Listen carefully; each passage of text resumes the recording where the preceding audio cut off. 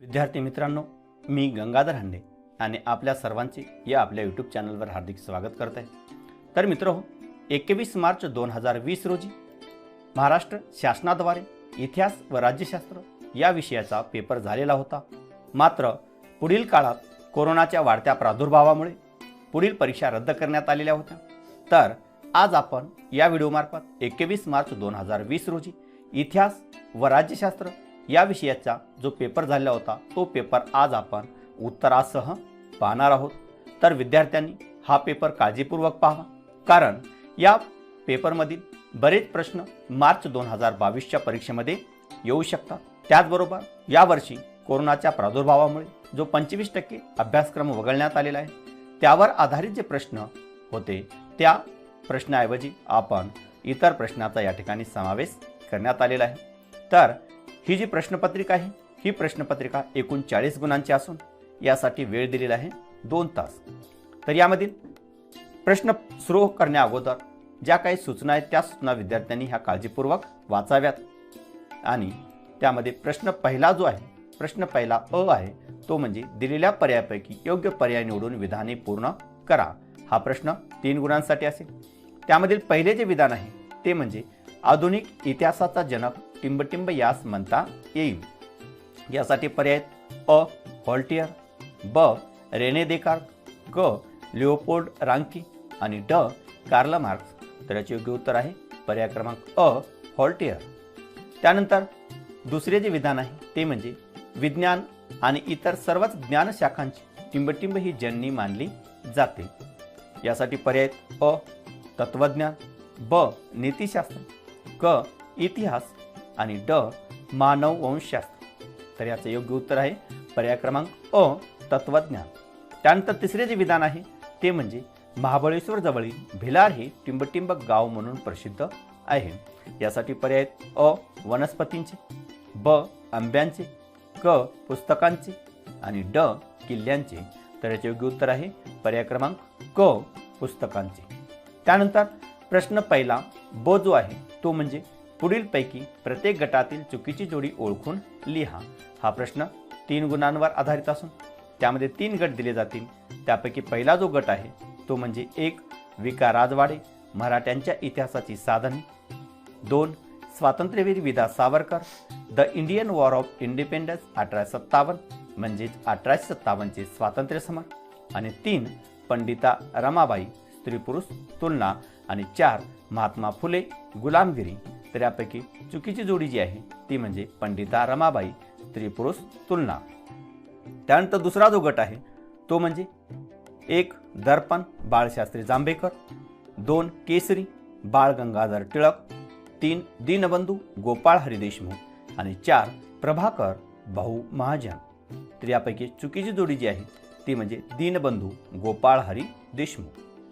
त्यानंतर तिसरा जो गट आहे तो म्हणजे 1 लेणी Matheran Chikhaldara, 2 railway station Chhatrapati Shivaji Maharaj terminus Mumbai, 3 अभयारण्य दाजीपूर आणि 4 नैसर्गिक वारसा पश्चिम घाट व तेथील कास पठार. तर यापैकी चुकीची जोडी जी आहे ती म्हणजे लेणी माथेरान चिखलदरा. त्यानंतर प्रश्न दुसरा अ जो आहे तो म्हणजे दिलेली संकल्पना चित्र पूर्ण करा. कोणतेही 2 संकल्पना चित्र आपणास पूर्ण करावायचे आहेत. हा प्रश्न 4 गुणांवर आधारित आहे. त्यापैकी पहिले जे संकल्पना चित्र आहे ते म्हणजे पुढील आकृतिबंध पूर्ण करा.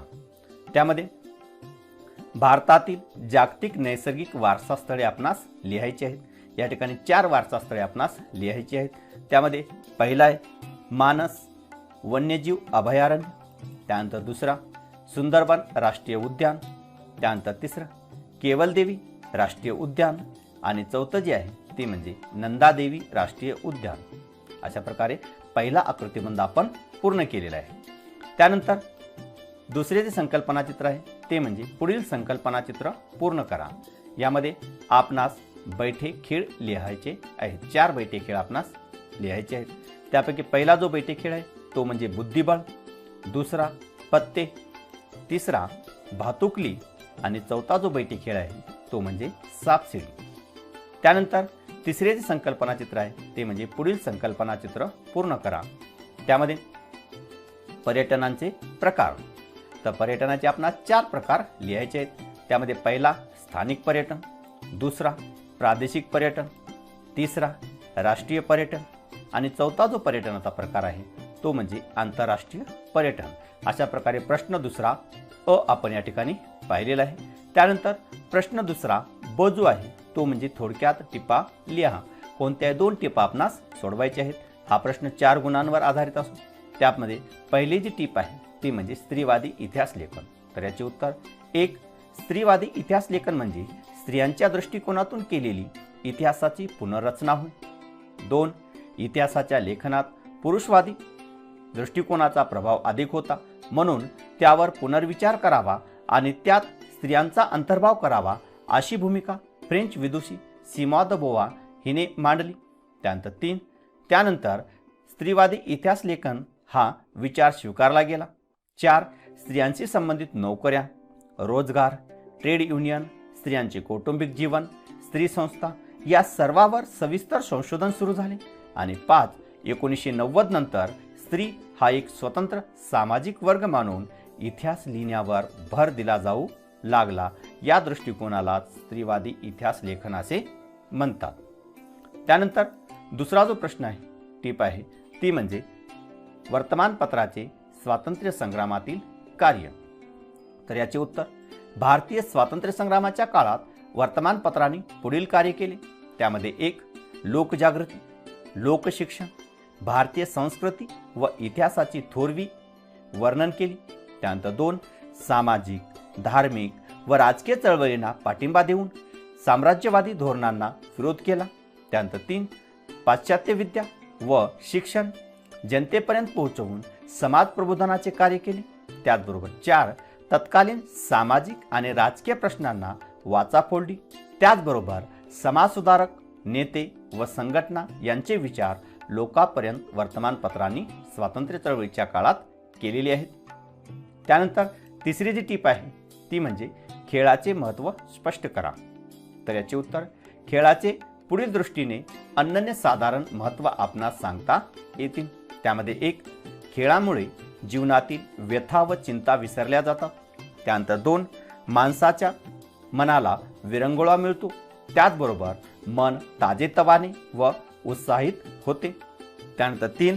खेळामुळे व्यायाम होऊन शरीर काटक व बळकट होते. त्यानंतर 4. खेळामुळे मनोधैर्य, चिकाटी, खिलाडूपणा हे गुण अंगी येतात. त्यानंतर 4. सांघिक खेळातून सहकार्य, संघभावना व नेतृत्व गुण वाढीस लागतात. अशा प्रकारे खेळाचे महत्त्व आपणास सांगता येते. त्यानंतर प्रश्न तिसरा जो आहे तो म्हणजे पुढील विधाने सहकारण स्पष्ट करा. कोणती 2 विधाने आपणास सोडवायची आहेत. हा प्रश्न एकूण 4 गुणांवर आधारित आहे. त्यामध्ये पहिला जो प्रश्न आहे तो म्हणजे व्हॉल्टेयर यांना आधुनिक इतिहास लेखनाचे जनक असे म्हटले जाते. तर याचे उत्तर व्हॉल्टेयरच्या मते इतिहास लेखनासाठी 1. वस्तुनिष्ठ सत्य आणि घटनांचा कालक्रम योग्य असायला हवा. 2. तत्कालीन समाजाच्या परंपरा, शेती, व्यापार व आर्थिक व्यवस्था यांचा विचार होणे आवश्यक आहे. त्यानंतर 3. या त्यांच्या मतामुळे इतिहासाची मांडणी करताना मानवी जीवनाचा सर्वांगीण विचार व्हायला हवा.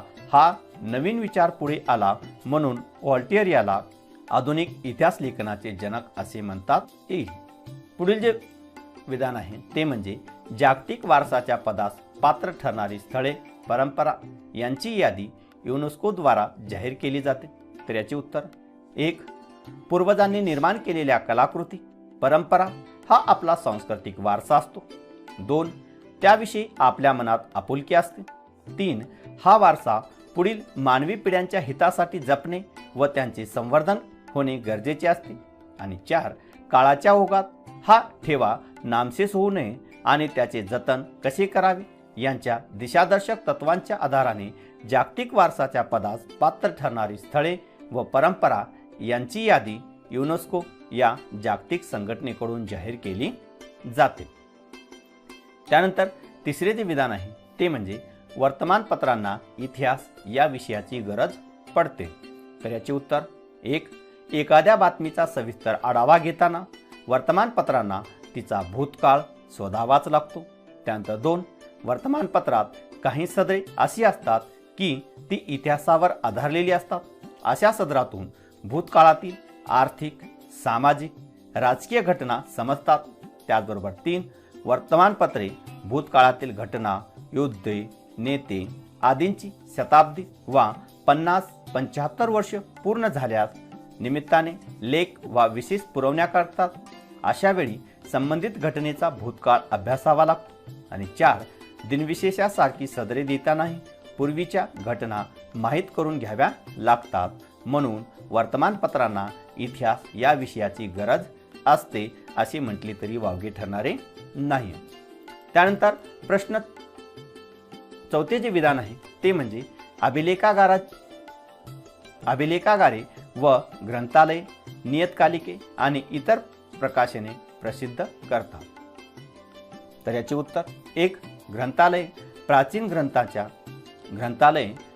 ग्रंथांचे जतन आणि संवर्धन करतात. तर ते दस्तावेज प्रदर्शित केले जात नाहीत, त्याचे जतन अभिलेखागारात केले जाते. 2 हे दस्तावेज हा आपला ऐतिहासिक ठेवा असून तो लोकांपर्यंत पोहोचवण्याची गरज असते. 3 ग्रंथाच्या जतनाबरोबर त्याचे संशोधन करणे, ऐतिहासिक सत्याचा शोध लावणे ही कामे ही ग्रंथालयाकडून केली जातात. 4 इतिहासाची ही सर्व साधने लोकांच्या हाती देणे शक्य नसते. या ऐतिहासिक घटना, व्यक्तीची चरित्रे व इतिहासाच्या शोधाची शास्त्रशुद्ध माहिती लोकांपर्यंत पोहोचवावी म्हणून अभिलेखागार व संग्रहालये, नियतकालिके आणि अन्य प्रकाशने प्रसिद्ध करतात. त्यानंतर प्रश्न 4 जो आहे तो म्हणजे दिलेल्या उताराचे वाचन करून खालील प्रश्नाची उत्तरे लिहा. हा प्रश्न 4 गुणांसाठी असेल. त्यामध्ये हा जो उतारा आपण निवडलेला आहे खेळ आणि इतिहास या 7व्या पाठावर आधारित उतारा आहे. तर यावर प्रश्न पहिला जो आहे तो म्हणजे बाळ जगन्नाथ पंडित कोणते काम करीत असत. तर याचे उत्तर आहे बाळ जगन्नाथ पंडित क्रिकेट सामन्याचे आकाशवाणीवरून समालोचन करीत असत. त्यानंतर दुसरा जो प्रश्न आहे तो म्हणजे समालोचकाचे कोणते काम असते. तर याचे उत्तर मैदानावरील चालू असलेल्या सामन्याचे, त्याचबरोबर त्यातील घटनांचे, खेळाडूच्या प्रत्येक कृतीचे धावते वर्णन करण्याचे काम समालोचक करीत असतात.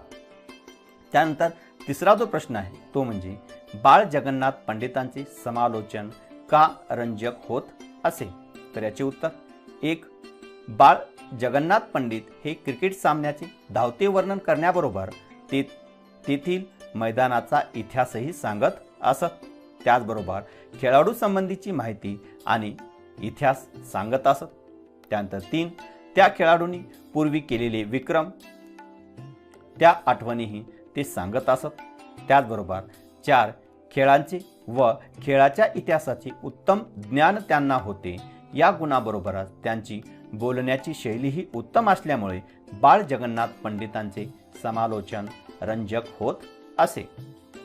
त्यानंतर प्रश्न 5वा जो आहे तो म्हणजे पुढील प्रश्नांची सविस्तर उत्तरे लिहा. कोणते 2 प्रश्न आपणास सोडवायचे आहेत. हा प्रश्न एकूण 6 गुणांवर आधारित आहे. तर यामधील पहिला जो प्रश्न आहे तो म्हणजे मार्क्सवादी इतिहास लेखन म्हणजे काय.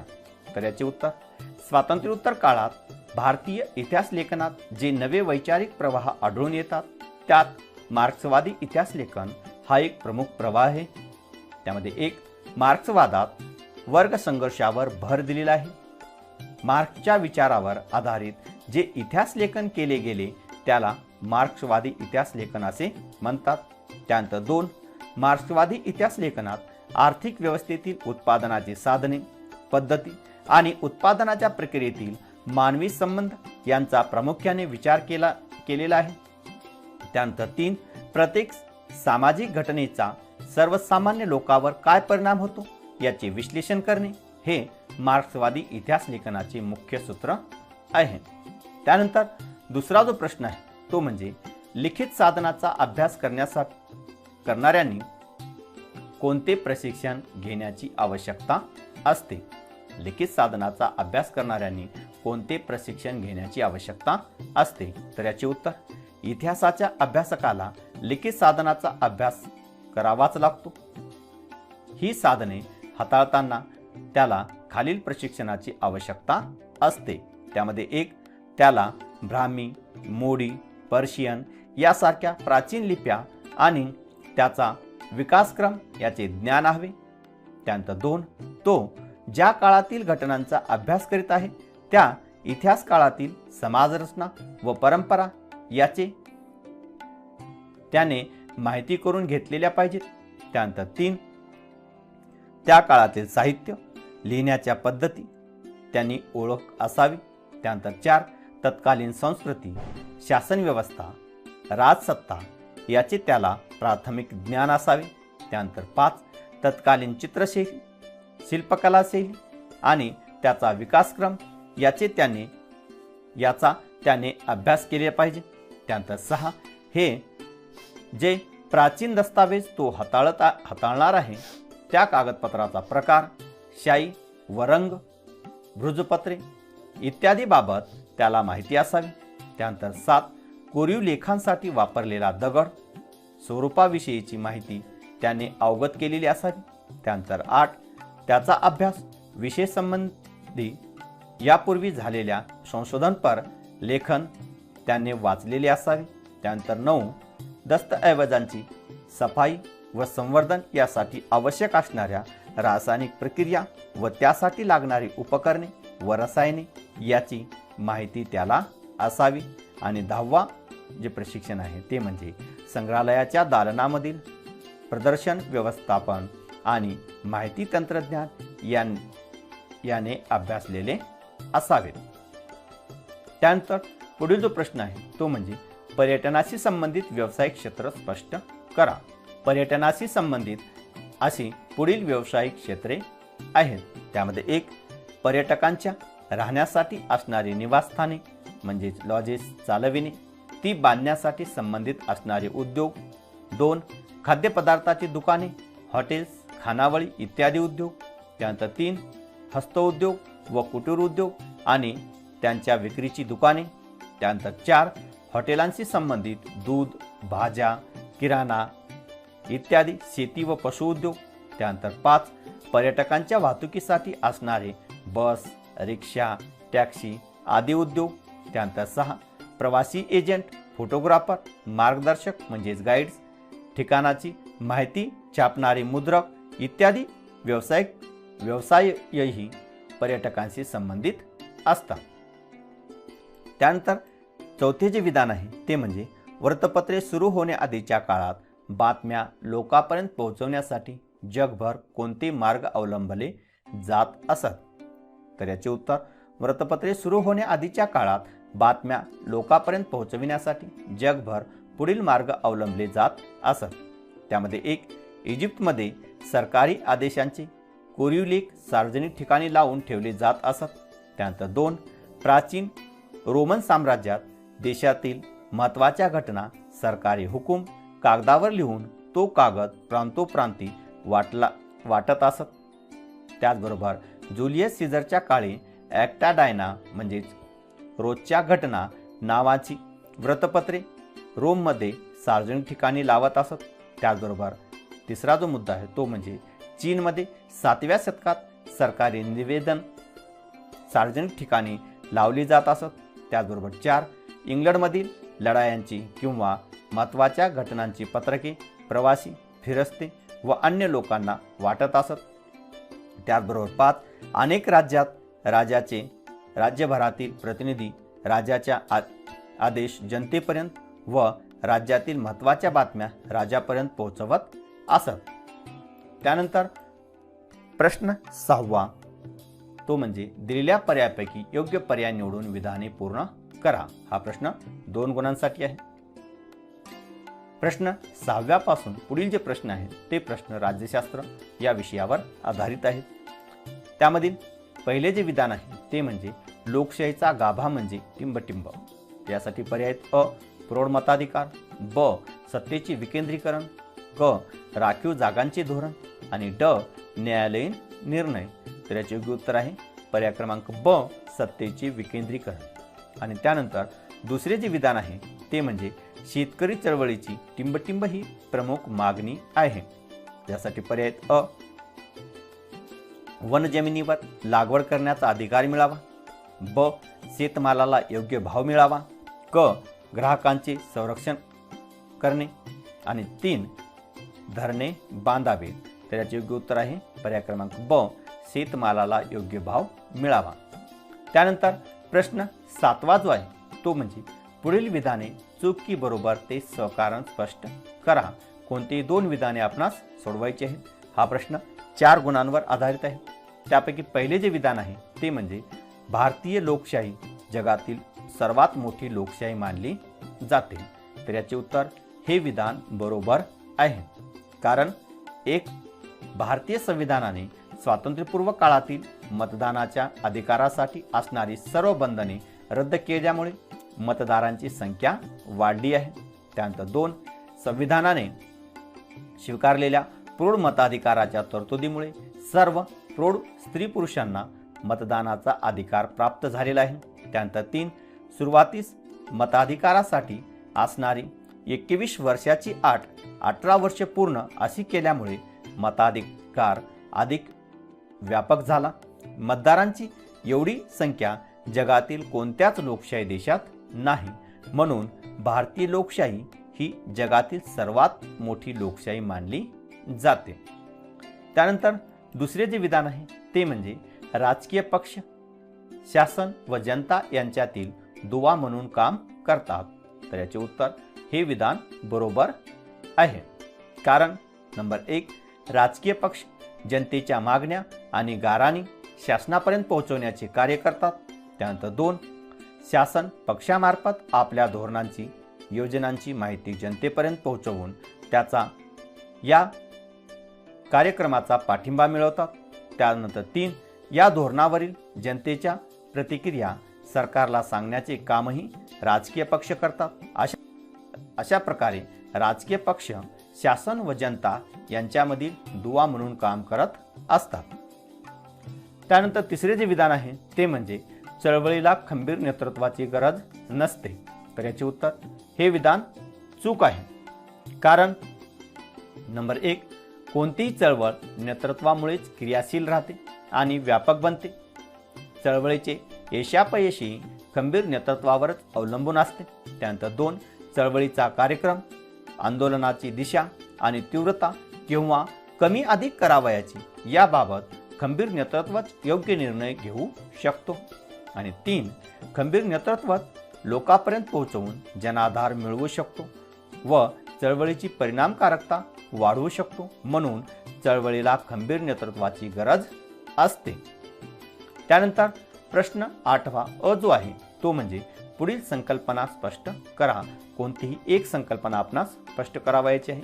हा प्रश्न 2 गुणांचा असेल. त्यामधील पहिली जी संकल्पना आहे ती म्हणजे माहितीचा अधिकार. तर याचे उत्तर 1. शासनाने केलेल्या व्यवहाराची माहिती जनतेला मिळावी. शासन आणि जनता यांच्यात सुसंवाद साधला जाऊन परस्पराविषयी विश्वास वाढावा यासाठी 2005 साली शासनाने माहितीचा अधिकार नागरिकांना दिला. त्यानंतर 2. गोपनीयतेच्या नावाखाली शासकीय कारभारातील गैरप्रकार या अधिकारामुळे दडपले जाऊ शकत नाही. 3. शासनाच्या कारभारात पारदर्शक होण्यास आणि आपण जनतेला उत्तरदायी आहोत याची जाणीव या अधिकारामुळे शासनाला होते. त्यानंतर 4. माहितीच्या अधिकारामुळे लोकशाही आणि नागरिकांचे अधिकार यांचे सक्षमीकरण झाले. शासनाच्या कारभारातील गोपनीयता कमी होऊन शासनाचे व्यवहार खुले व पारदर्शक होण्यास मदत झाली. त्यानंतर दुसरी जी संकल्पना आहे ती म्हणजे प्रादेशिकता. तर याचे उत्तर 1. भारतात विविध भाषा बोलणारे, विविध परंपरा आणि संस्कृती असणारे लोक राहतात. त्यानंतर 2. भौगोलिक विविधते बरोबर साहित्य, शिक्षण, इतिहास, चळवळी याबाबतही भारतात विविधता आढळते. त्यानंतर 3. प्रत्येकालाच आपली भाषा, परंपरा, संस्कृती याच्याविषयी आत्मीयता वाटते. या आत्मीयतेतूनच वरील सर्वाबाबत अस्मिता निर्माण होते. आणि 4. आपल्या भाषेच्या प्रदेशाच्या विकासाला लोक प्राधान्य देऊ लागतात. यालाच प्रादेशिकता असे म्हणतात. त्यानंतर प्रश्न 8वा ब जो आहे तो म्हणजे दिलेल्या सूचनेनुसार कृती करा. कोणतीही एक कृती आपणास करावयाची आहे. हा प्रश्न 2 गुणांसाठी आहे. त्यामध्ये पहिले जे आहे ते म्हणजे पुढील संकल्पना चित्र पूर्ण करा. तर त्यामध्ये भारतातील राष्ट्रीय पक्ष, तर आपणास या ठिकाणी भारतातील 4 राष्ट्रीय पक्ष लिहायचे आहेत.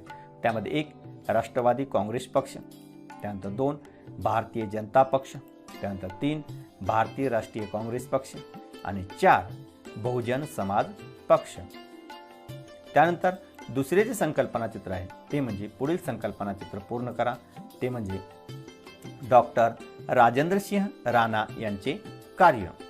तर पहिले कार्य आहे जोहड बांधून जलसंवर्धन, त्यानंतर दुसरे नद्यांचे पुनर्जीवन, त्यानंतर तिसरे वन संवर्धन आणि चौथे वन्यजीव संवर्धन.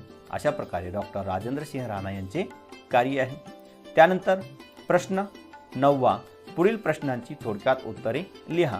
कोणताही एक प्रश्न आपणास सोडवायचा आहे. हा प्रश्न 2 गुणांवर आधारित आहे. त्यामध्ये 1 निवडणूक आचारसंहिता म्हणजे काय हे स्पष्ट करा.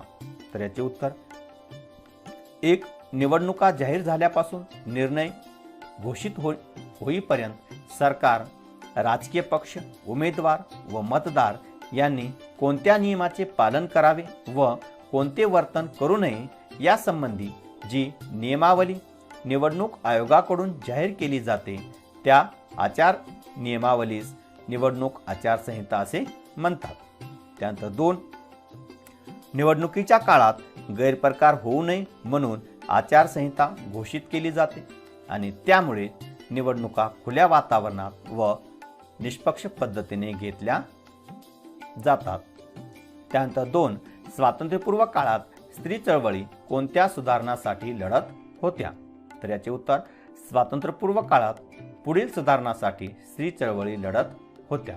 त्यामध्ये 1 स्त्रियावरील होणारा अन्याय दूर व्हावा, त्यानंतर 2 स्त्रियांचे शोषण थांबवून त्यांना सन्मानाने जगता यावे, त्यानंतर 3 सार्वजनिक जीवनात स्त्रियांना सन्मानाने जगता यावे, त्यानंतर 4 सतीप्रथा, विधवांची उपेक्षा, बहुपत्नीत्व, विवाह पद्धती, बालविवाह प्रथा इत्यादी सामाजिक प्रथा नष्ट व्हाव्यात यासाठी स्वातंत्र्यपूर्व काळात स्त्री चळवळी या सुधारणासाठी लढत होत्या. तर मित्रहो, अशा प्रकारे आज आपण या व्हिडिओमार्फत 21 मार्च रोजी इतिहास व राज्यशास्त्र या विषयाचा बोर्ड परीक्षेअंतर्गत जो पेपर घेण्यात आलेला होता तो आपण उत्तरासहित पाहिलेला आहे. असेच नवनवीन व्हिडिओ पाहण्यासाठी या चॅनलला सबस्क्राईब करायला विसरू नका. धन्यवाद.